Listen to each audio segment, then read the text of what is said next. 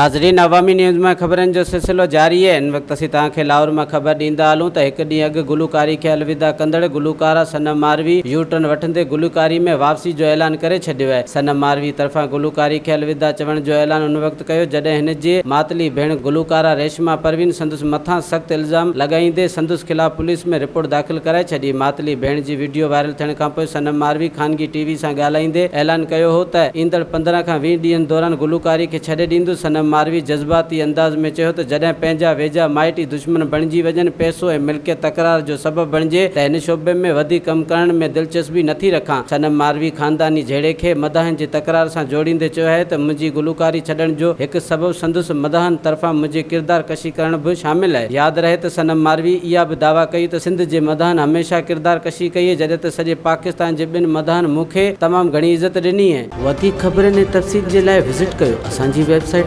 awamiNewsHD.com ऐं ॾिसंदा रहो अवामी न्यूज़ HD।